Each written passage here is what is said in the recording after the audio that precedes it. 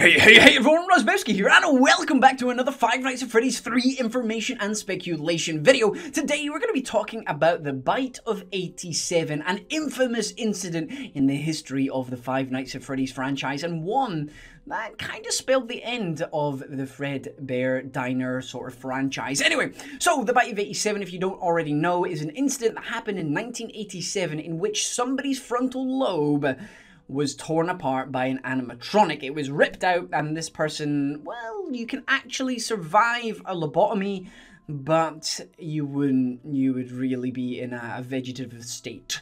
Anyway, that aside, we've got so many culprits. In the first game, we thought we had it solved. In the second game, we thought we had it solved. But now, Scott has released even more images, and we potentially have somebody thrown into the mix. Springtrap. If you have a look at Springtrap's mouth, you cannot tell me that Springtrap's mouth couldn't rip somebody's head open and tear their frontal lobe out.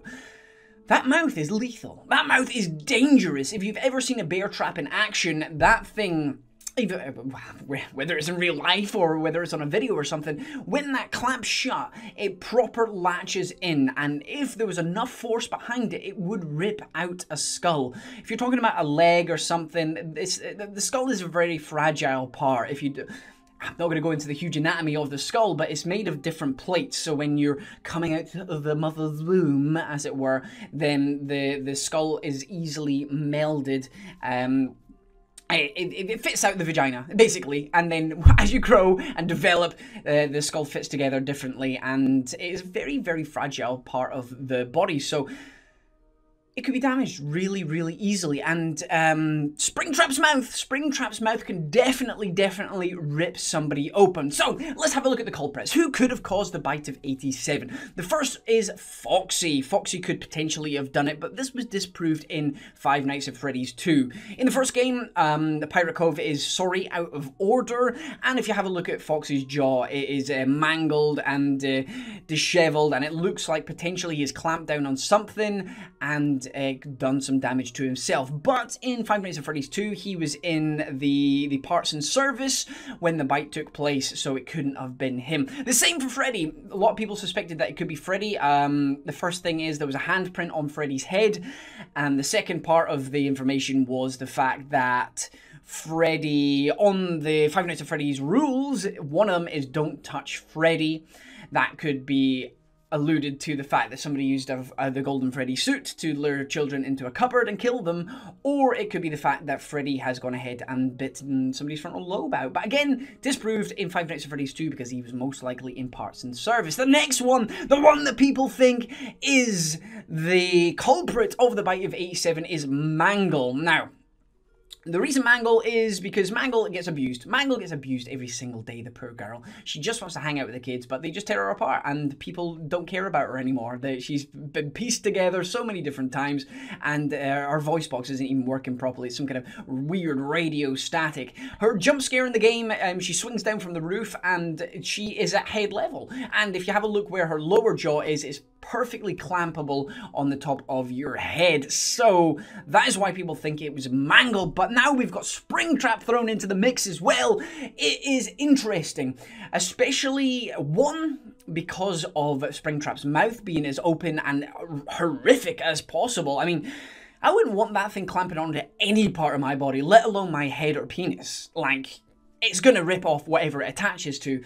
And second of all, the way he comes up in the jump scare that we've had in the trailer kind of looks like he might be moving up towards the head, or at least the face.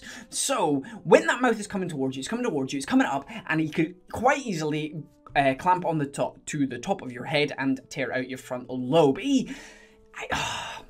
Scott is a genius. Scott is a genius. The best part of this game is the story.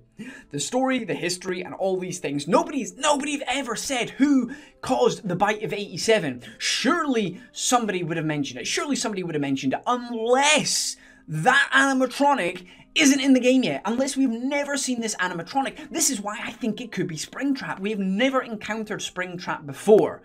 We have now. So could Springtrap be the culprit of Bite of 87? He could be, he really could be. I just love it. I just think there's so many things that it could potentially be work. So is it Mangle? Is it Springtrap? Let me know in the comment section below. Fight! Who is it? And don't physically fight or bitch to each other about each other's opinions, because again, this is what they are. Their opinions. Mangle could have done it, as could Springtrap have, and I cannot wait to find out who it was.